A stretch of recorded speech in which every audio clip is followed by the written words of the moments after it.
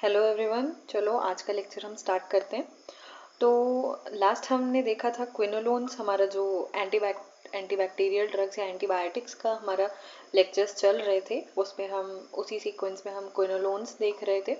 तो क्विनोलोन्स में हमने देखा था, इसका इंट्रोडक्शन हम पढ़ चुके हैं। नैलिडिक्सिक एसिड क्विनोलोन्स का एक मेंबर है। अगर इसमें ही फ्लोरीन ऐड हो जाता है तो that are known as fluoroquinolones हम देख चुके थे। इसका मैकेनिज्म ऑफ एक्शन हमने देख लिया था कि कैसे डीएनए काइरेज एंजाइम को इनहिबिट करता है, ये हम देख चुके थे। क्लासिफिकेशन की बात हमने कर ली थी। इसको दो तरह से इसको क्लासिफाई किया जाता है, फर्स्ट जेन, सेकेंड जेन।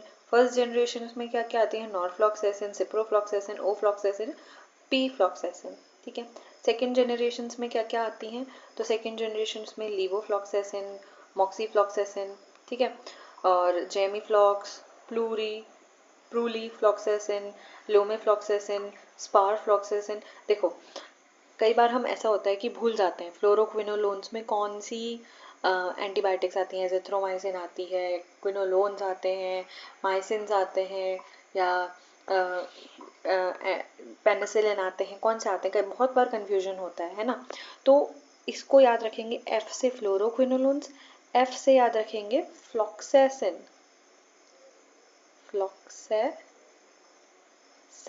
ठीक है। तो जिन भी ड्रग्स के पीछे फ्लॉक्सेसिन आएगा, जिन भी एंटीबायोटिक्स के पीछे फ्लॉक्सेसिन आएगा, देखो फ्लॉक्सेसिन, ठीक है, सबके पीछे फ्लॉक्सेसिन आ रहा है, तो ये याद रखेंगे कि फ्लोरोक्विनोलोन्स के अंदर फ्लॉक्सेसिन वाली ड्रग्स आती हैं। ओके, आगे चलते हैं। तो यहाँ पे हमने छोड़ा था, यहाँ से हमें स्टार्ट करना था, यहाँ से हमें बात स्टार्ट करनी थी। तो देखते हैं, यहाँ पे कुछ ड्रग्स दी हैं जो कि हम टाइफाइड फीवर में यूज़ करते हैं। तो देखो, सबसे पहले ड्रग दी है सेफ्ट्रायाजोन। तो सेफ्ट्रायाजोन जो ड्रग है, इसके बारे में हम बात कर चुके हैं बहुत ही डिटेल में जब हमने बीटा लैक्टम एंटीबायोटिक्स पढ़े थे। बीटा लैक्टम एंटीबायोटिक्स में पेनिसिलिन और सेफेलोस्पोरिन, मोनोबैक्टम्स, कार्बापिनम्स, ये पढ़े थे ना। तो उसमें ही थर्ड जनरेशन जो सेफेलोस्पोरिन था वो था सेफ्ट्रायाजोन। और सेफ्ट्रायाजोन क्या था? ओरली इसको नहीं दिया जाता था, इसको आईवी दिया जाता था, ठीक है। इंजेक्शन फॉर्म में इसको यूज़ किया जाता था। अब आज के टाइम पे जो टाइफॉइड फीवर की सबसे रिलायबल, सबसे मोस्ट रिलायबल, सबसे फास्ट एक्टिंग, सबसे तेज़ एक्ट करने वाली जो ड्रग है, दैट इज सेफ्ट्रायाजोन, ठीक है। ये क्या है? It fastest acting bactericidal drug for enteric fever। तो enteric fever is the another name for typhoid, ठीक है। तो टाइफॉइड के लिए टाइफॉइड में क्या करती है? बैक्टीरिसाइडल ड्रग की तरह एक्ट करती है, ठीक है। सॉरी। तो इसकी जो डोज रहती है, क्या रहती है? इसको आईवी दिया जाता है, इसकी 2 ग्राम ट्वाइस डेली डोज रहती है। 2 दिन तक इसको फॉलो किया जाता है, 2 ग्राम पर डे के हिसाब से 2 दिन तक इसको फॉलो किया जाता है, ठीक है। बच्चों में इसकी जो डोज रहती है वो रहती है 75 mg पर केजी पर डे के हिसाब से, ये इसकी डोज रहती है। अब देखो, कुछ और एंटीबायोटिक्स हैं थर्ड जनरेशन सेफेलोस्पोरिन्स में ही, सिफोपेराजोन और सिफोटॉक्सन, ठीक है। ये दूसरी थर्ड जनरेशन सेफेलोस्पोरिन्स हैं जो कि टाइफाइड फीवर में यूज़ की जाती हैं। नेक्स्ट आते हैं फ्लोरोक्विनोलोन्स। फ्लोरोक्विनोलोन्स जिनकी हम बात कर रहे हैं, तो देखो, टाइफाइड फीवर में भी इसको as a drug of choice बताया गया है, फ्लोरोक्विनोलोन्स को भी। तो फ्लोरोक्विनोलोन्स में भी कौन सी? सिप्रोफ्लॉक्सेसिन, ठीक है। इसकी डोज क्या है? 750 mg twice a day, BD mostly use किया जाता है। अगला है ओफ्लॉक्सेसिन, ठीक है। ओफ्लॉक्सेसिन हम देखेंगे, अभी इसकी बायो अवेलेबिलिटी के बारे में बात करेंगे, तो आगे हम इसको देखेंगे। लीवोफ्लॉक्सेसिन 500 mg ODBD रहती है इसकी dose, are nearly equally efficacious and efficacious alternatives, ठीक है। सेफ्ट्रायाजोन की जगह हम फ्लोरोक्विनोलोन्स को भी यूज़ कर सकते हैं। नेक्स्ट आती है एजिथ्रोमाइसिन। तो जो एजिथ्रोमाइसिन है, ये आती है एक ग्रुप के अंदर, वो ग्रुप कहलाता है मैक्रोलाइड्स। क्या कहलाता है? मैक्रोलाइड्स कहलाता है ग्रुप ऑफ एंटीबायोटिक्स। तो उसके अंदर आती है एजिथ्रोमाइसिन, इसका भी यूज़ किया जाता है। ये मल्टी ड्रग रेजिस्टेंट टाइफॉइड में यूज़ किया जाता है, ठीक है। कई बार हमें पता है बहुत सारी ऐसी डिजीज़ कंडीशंस होती हैं जो जिनमें जो बैक्टीरिया होते हैं वो रेजिस्टेंट कर जाते हैं ड्रग से, ठीक है। ड्रग उन पर एक्ट ही नहीं करती है, ठीक है। तो उस कंडीशन में हम किसको यूज़ कर सकते हैं? एजिथ्रोमाइसिन को यूज़ कर सकते हैं। नेक्स्ट ड्रग आती है क्लोरामफेनिकोल। क्लोरामफेनिकोल वैसे तो एक एंटी मलेरियल ड्रग है, बट इसको यहाँ पे भी यूज़ किया जाता है, ठीक है। नेक्स्ट आती है clotrimoxazole. Clotrimoxazole is another anti malarial drug. अब ये जो क्लोट्रिमोक्साजोल होती है ये एक फिक्स्ड डोज कॉम्बो होता है, फिक्स्ड डोज कॉम्बिनेशन जैसे हम बोल सकते हैं। तो इसमें क्या क्या आता है, इसमें आता है ट्राइमेथॉर्फिन और सल्फामेथॉक्साजोल, ठीक है। तो क्या क्या आता है नोट करेंगे, इंपॉर्टेंट चीज़ है क्लोट्रिमोक्साजोल। क्लोट्रिमोक्साजोल में यहाँ पे लिख रही हूँ मैं, दो चीज़ें आती हैं, एक होता है ट्राइमेथॉर्फिन, ट्राइमेथॉर्फिन, ठीक है। ट्राइमेथॉर्फिन के साथ क्या होता है, सल्फामेथॉक्साजोल, सल्फामेथॉक्साजोल, ठीक है, सल्फामेथॉक्साजोल। तो ये दो चीज़ें होती हैं। अब ये ट्राइमेथोप्रेम जो होता है ये इफेक्टिव होता है अगेंस्ट बहुत सारी बैक्टीरिया के अगेंस्ट ये इफेक्टिव होता है, gram positive gram negative bacilli के अगेंस्ट एक्टिव होता है। लेकिन जो ये ट्राइमिथोप्रिम होता है ये सिर्फ और सिर्फ बैक्टीरियोस्टैटिक एक्शन शो करता है, यानी बैक्टीरिया की ग्रोथ को रोकने में हेल्प करता है, ठीक है। तो ये जो ट्राइमिथोप्रिम है ये क्या है, सिर्फ और सिर्फ बैक्टीरियोस्टैटिक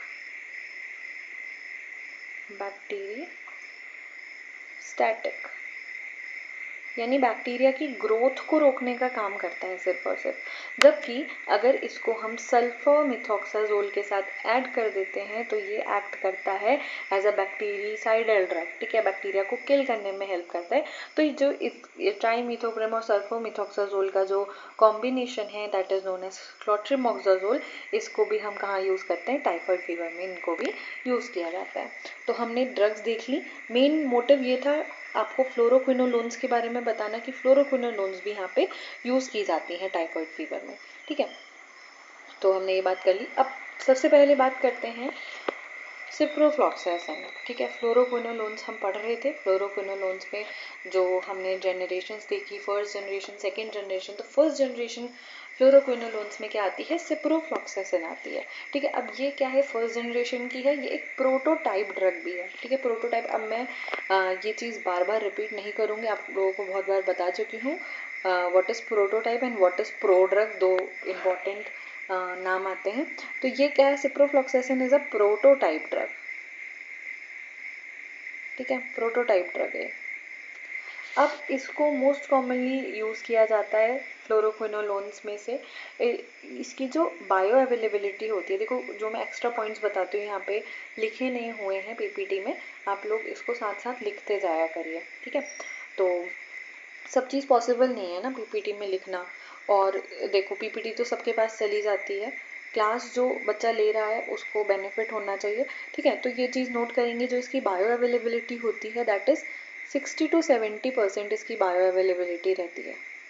हम देखेंगे फ्लोरोक्विनोलोन्स में ऐसी भी ड्रग्स हैं जिनकी 100% बायो अवेलेबिलिटी है, तो वो कौन सी हैं ये आगे देखेंगे, ठीक है। तो 60 to 70% इसकी बायो अवेलेबिलिटी रहती है। ये एक ड्रग ऑफ चॉइस रहती है टाइफाइड फीवर में, यह हम देख चुके हैं, ठीक है। इसकी जो डोज रहती है, डोजिंग इज इम्पॉर्टेंट। देखो यहाँ पे जो डोज दिखा रखी है, सिप्लॉक्स इसका ब्रांड नेम है, इसकी डोज दिखा रखी है यहाँ पे 500 mg, ठीक है, 500 mg इसकी डोज दिखा रखी है। तो इसकी जो डोज रहती है, ओरल डोज, ये ओरल डोज है, टैबलेट्स हैं, ओरली लेंगे इन्हें, तो जो इनकी ओरल डोज रहती है 250 to 750 mg twice a day या फिर बीडी, ठीक है। इसकी डोज क्या रहती है, 250 से 750 इसकी डोज रहती है ओरली अगर हम देंगे। इसको आईवी भी दिया जा सकता है। अब आईवी में क्या होता है, हमें पता है आईवी में इन्फ्यूजन होता है, ठीक है। 100 ml का लिक्विड होता है, एक बॉटल होती है जिसमें 100 ml का लिक्विड होता है, ठीक है। अब 100 ml के लिक्विड में 200 mg कंसनट्रेशन में भी आती है और 400 mg कंसनट्रेशन में भी आती है, कौन, सिप्रोफ्लॉक्सासिन, ठीक है। तो इस वजह से बोला जाता है कि 200 mg इन 100 ml, ठीक है, या फिर 400 mg in 100 ml of liquid, ठीक है। और these bottles should be infused in 1 hour, ठीक है। इन ये जो बॉटल्स होती हैं ये चढ़ाई कैसे जाती है, 1 घंटे के अंदर इनको इन्फ्यूज कर देना चाहिए, ठीक है। स्लो आईवी दिया जाता है सिप्रोफ्लॉक्सासिन को। साथ ही साथ अब देखो हमने ओरली देख ली, इसकी आईवी भी देख लिया, हमने इंजेक्शन भी देख लिया, सॉरी इंजेक्शन कह रही हूँ, हमने इसका जो इन्फ्यूजन भी देख लिया, हमने इसका ओरल भी देख लिया, इसकी आई ड्रॉप्स भी आती हैं। ठीक है, ये एक चीज़ बात याद रखनी है। आगे चलते हैं। तो फार्माकोकाइनेटिक्स में क्या बोल रहे हैं सिप्रोफ्लॉक्सासिन की, कि ये ओरली एब्जॉर्ब हो जाती है, बट देखो यहाँ पे क्या लिखा है, इंपॉर्टेंट चीज़ है, but food delays absorption and first pass metabolism occur. तो ये क्या होता है, जो फूड है वो इसके एब्जॉर्प्शन को डिले कर रहा है। हम ये जब हमने फार्माकोकाइनेटिक्स फार्माकोडायनेमिक्स वाले लेक्चर्स पढ़ रहे थे, तो हमने फार्माकोकाइनेटिक्स में एब्जॉर्प्शन में पढ़ा था कि फूड हमेशा एब्जॉर्प्शन को अफेक्ट करता है। कई ड्रग्स ऐसी भी होती हैं जिनको अफेक्ट नहीं करता है फूड, लेकिन इसमें अगर बोला है कि फूड इसका एब्जॉर्प्शन डिले कर रहा है, तो हमें क्या करना होता है, या तो खाने से पहले 1 घंटा पहले ड्रग दे दो पेशेंट को, या फिर खाने के 2 घंटे बाद पेशेंट को ड्रग दे दी जानी चाहिए। ठीक है, तो ये ड्रग अच्छे से अपना एक्शन शो करेगी, इसका एब्जॉर्प्शन डिले नहीं होगा। ठीक है, अब ciprofloxacin attains bactericidal levels in blood and have good tissue penetrability concentration. ये सब चीज़ें आप पढ़ लेंगे, ज़्यादा कुछ इंपॉर्टेंट नहीं है, जो इंपॉर्टेंट था मैंने आपको बता दिया। एडवर्स इफेक्ट्स क्या हैं सिप्रोफ्लॉक्सासिन के, तो एडवर्स इफेक्ट्स में देखो वैसे तो इसके एडवर्स इफेक्ट्स बहुत कम होते हैं, सिर्फ और सिर्फ 10% पेशेंट्स में इसके एडवर्स इफेक्ट देखे जाते हैं और जनरली माइल्ड होते हैं। ठीक है, ज़्यादा नहीं होते हैं। इसका सेफ्टी रिकॉर्ड अच्छा है सिप्रोफ्लॉक्सासिन का। तो अगर एडवर्स इफेक्ट्स आते हैं, वैसे बताने नहीं चाहिए, लेकिन बहुत कम है, लेकिन जो होते हैं वो बता रही हूँ।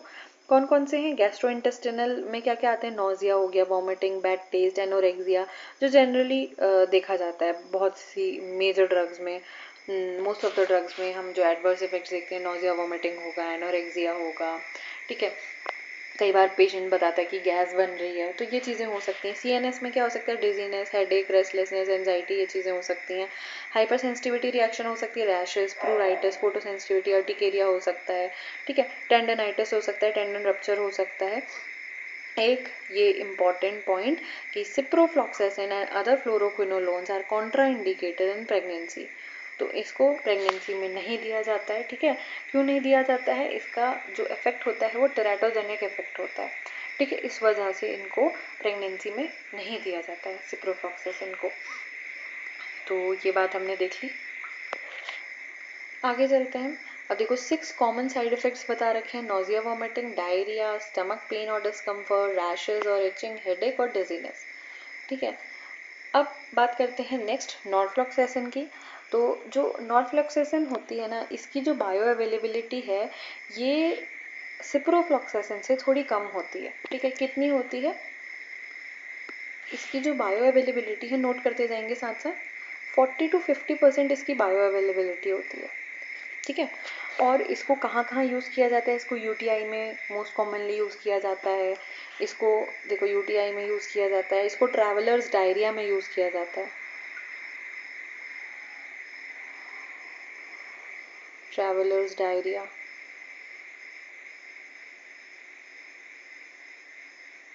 कई बार हम ट्रैवलिंग करते हैं, उस वजह से स्टमक की मोटिलिटी बढ़ जाती है, तो इंटेस्टाइन की मोटिलिटी बढ़ जाती है, जिस वजह से डायरिया होता है ना, तो उसमें इसको यूज़ किया जाता है। ठीक है, मैंने जब आप लोगों को पढ़ाया था नॉरफ्लॉक्स TZ मैंने बताया था एंटी डायरियल ड्रग्स में। ठीक है, नॉरफ्लॉक्सासिन और टेनिडाजोल।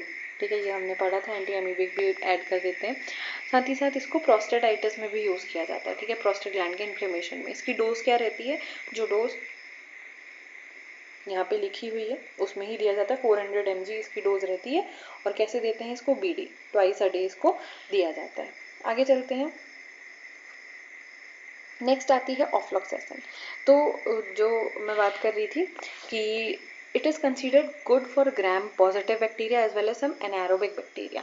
ठीक है, ग्राम पॉजिटिव पे भी काम करती है और ग्राम और सॉरी थोड़े से एनारोब्स पर भी काम करती है। ठीक है, अब ये जो ड्रग है इसको ज़्यादातर कहाँ यूज़ किया जाता है, इसको रेस्पिरेटरी ट्रैक्ट इन्फेक्शंस में यूज़ किया जाता है, PID में इसका अच्छा यूज़ देखा जाता है। ठीक है,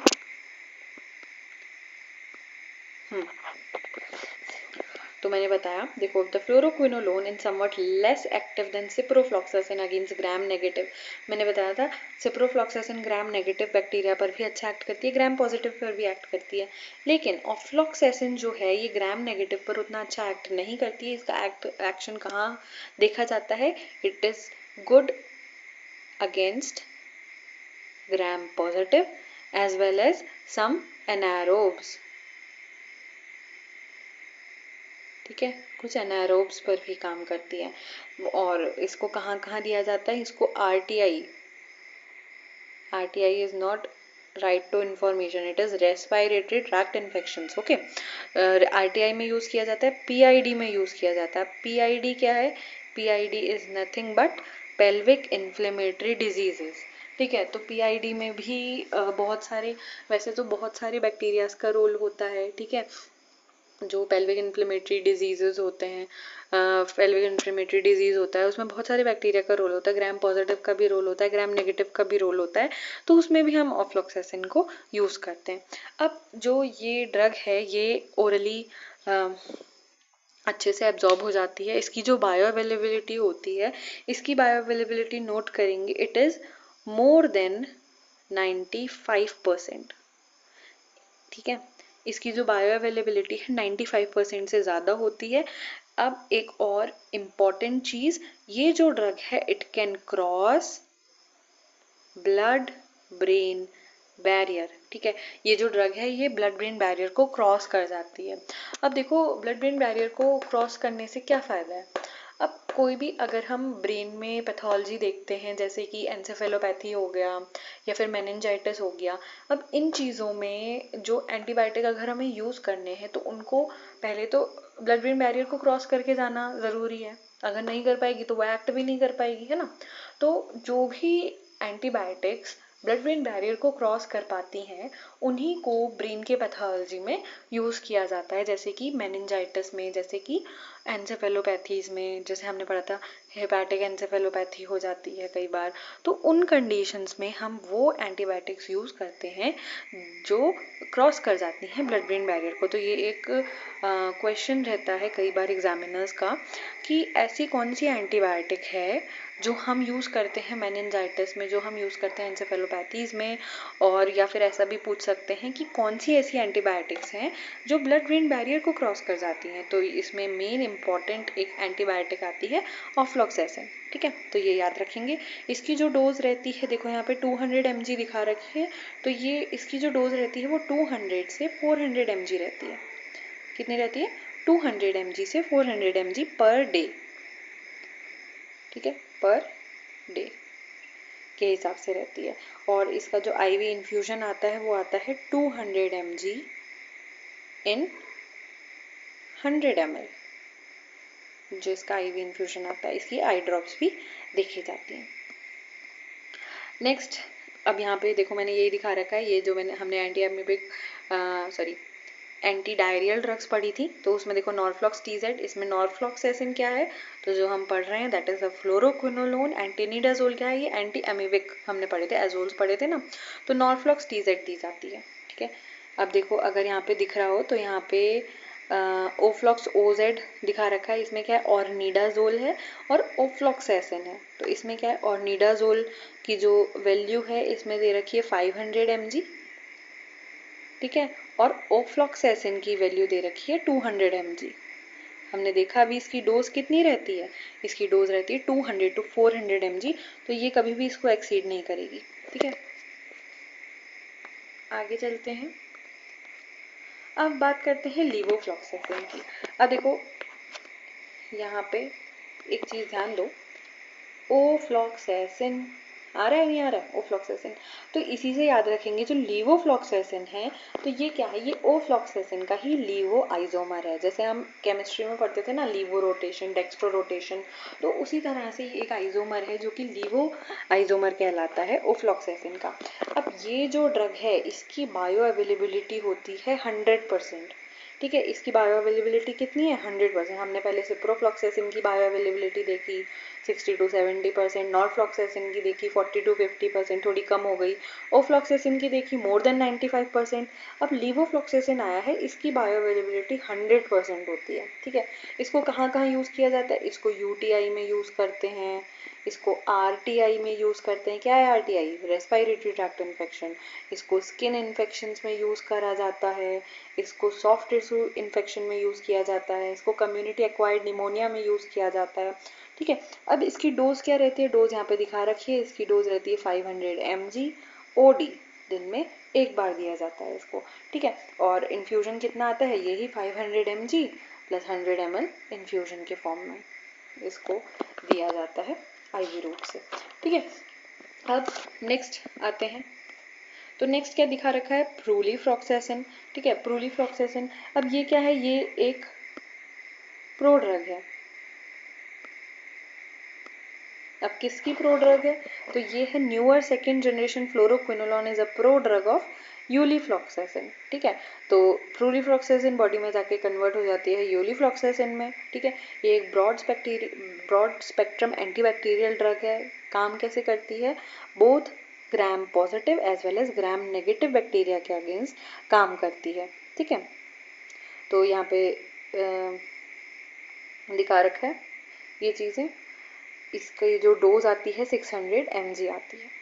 ठीक है, अब बात करते हैं यूजेस। तो ये यूजेस किसके बताए हैं, ये यूजेस बताए रखे हैं फ्लोरोक्विनोलोन्स के यूजेस। ठीक है, तो फ्लोरोक्विनोलोन्स को कहाँ कहाँ यूज़ कर सकते हैं हम, यूटीआई में यूज़ कर सकते हैं, आरटीआईज में यूज़ कर सकते हैं, अपर लोअर दोनों हो सकता है। ठीक है, गोनोरिया में यूज़ कर सकते हैं, फिर कैंक्राइड में यूज़ कर सकते हैं, बैक्टीरियल गैस्ट्रोएंटेराइटिस में यूज़ कर सकते हैं, टाइफाइड हमने बताया भी, बहुत सारी ड्रग्स देखी, सेफेलोस्पोरिन्स भी देखे, तो टाइफाइड को यूज़ किया जा सकता है। कंजक्टिवाइटिस में इसको यूज़ किया जा सकता है, सेप्टिसीमियाज में यूज़ किया जा सकता है। अब देखो दो वर्ड आते हैं, एक होता है सेप्सिस, एक होता है सेप्टिसीमिया।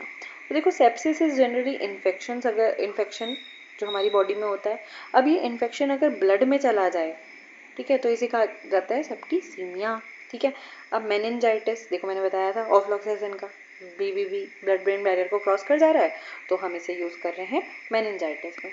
ओके, अब फ्लोरोक्विनोलोन यूजेस देखो, ये बहुत अच्छा डायग्राम है, अगर ये ही दिमाग में बैठ गया तो बहुत सारी चीज़ें क्लियर हो जाती हैं इससे। इसके यूजेस बता रखे हैं, रूट्स बता रखे हैं, ओरली दिया जा सकता है, आईवी दिया जा सकता है इसे। ठीक है, मैकेनिज्म ऑफ एक्शन भी यहीं पे दे रखा है देखो। ठीक है, एडवर्स इफेक्ट्स भी यहाँ पे दे रखे हैं। अब इसके यूजेस क्या है, ऑप्थेल्मिक इन्फेक्शन में आईज में यूज़ किया जाए, मैंने बताया इसकी आई ड्रॉप्स भी आती हैं। ठीक है, infection of bone tissue, soft tissues, ठीक है, बोन जॉइंट सॉफ्ट टिश्यूज़ में यूज़ किया जा सकता है, आरटीआईज में यूज़ किया जा सकता है, माइकोबैक्टीरिया ट्यूबरकुलोसिस, ठीक है, टीबी में इसको यूज़ किया जा सकता है, जीआई एब्डोमिनल इन्फेक्शन में इसको यूज़ किया जा सकता है, प्रोस्टेटाइटिस में यूज़ किया जा सकता है, यूटीआई में, एसटीडीज में इनको यूज़ किया जा सकता है। ठीक है, तो आज हमारा कंप्लीट होता है क्विनोलोन्स, हमने कंप्लीट कर दिया। इसके बाद हम टेट्रासाइक्लिन्स देखेंगे। अब हमारी दो एंटीबायोटिक के लेक्चर बचते हैं, कौन कौन से, टेट्रासाइक्लिन्स और मैक्रोलाइड्स। हो सकेगा तो एक ही साथ निपटा देंगे, नहीं तो दो अलग अलग लेक्चर बनाऊंगी दोनों के लिए। कोई भी डाउट होता है तो आप मुझसे पूछ सकते हैं, मेरा नंबर है 9368689471। My self doctor Shreya Goyal. ठीक है, तो ये आज हमारा फ्लोरोक्विनोलोन्स कंप्लीट होता है, क्विनोलोन्स कंप्लीट होता है। ठीक है, थैंक यू, तब तक पढ़ते रहो और नेक्स्ट लेक्चर में मिलते हैं।